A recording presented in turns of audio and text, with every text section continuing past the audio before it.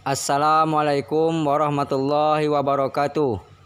Bertemu lagi di channel saya, Hairul Wahab. Pada video kali ini saya akan memberikan tutorial bagaimana cara mengganti atau menukar pipa kondensor pada kulkas 2 pintu merek Polytron. Kulkas ini kondisinya masih sangat bagus, cuman tidak mau dingin karena habis freon, kemungkinan bocor di pipa kondensornya. Maka dari itu saya akan menggantikannya dengan pipa kondensor di bagian luar. Saya ucapkan terima kasih banyak kepada teman yang telah setia untuk subscribe dan aktifkan tombol loncengnya.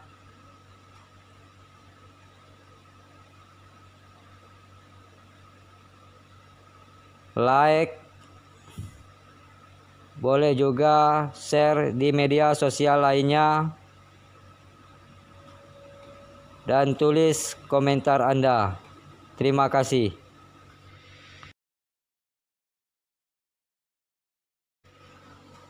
Saya akan menghidupkan kulkas ini setelah mesinnya running atau kompresornya mau hidup. Saya pegang di pipa kondensornya yang dekat dengan mesinnya. Ternyata tidak mau panas.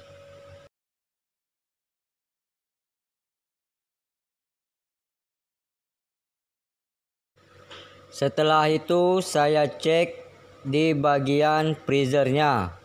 Kipasnya mau hidup, tetapi tidak mengeluarkan hawa dingin.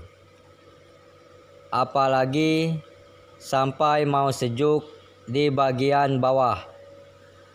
Lampunya mau hidup atau mau menyala saat kita membuka pintu.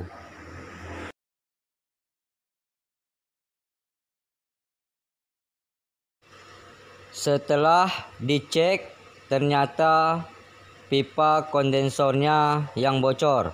Maka dari itu saya menggantikannya dengan kondensor di bagian luar.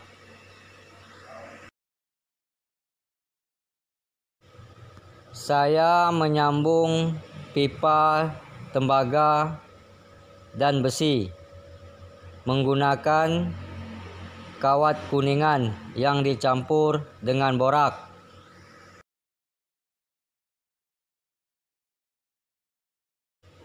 Kemudian saya menyambungnya lagi di bagian bawah, masih menggunakan kawat kuningan. Kemudian saya menyambung pipa di bagian filter, sama menggunakan kawat kuningan yang dicampur borak.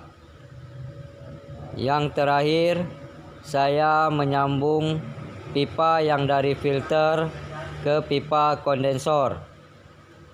Saya menggunakan kawat kuningan juga yang dicampur dengan borak. Setelah pipanya saya las atau tersambung semua, kemudian kita lakukan pressure test atau memberi tekanan pada sistem pipanya. Beri saja pressure-nya sekitar 100 psi.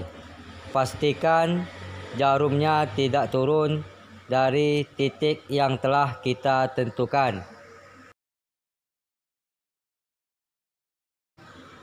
Kemudian saya cek satu persatu sambungan pipa yang saya las tadi menggunakan air sabun. Pastikan di setiap sambungan yang dilas tidak bocor atau tidak melembung saat kita memberikan air sabun. Cek di setiap sambungan yang kita las tadi. Apakah kita menemukan kebocoran atau tidak? Jika masih ditemukan kebocoran, maka perlu pengelasan ulang. Kemudian kita buka juga di bagian evaporatornya.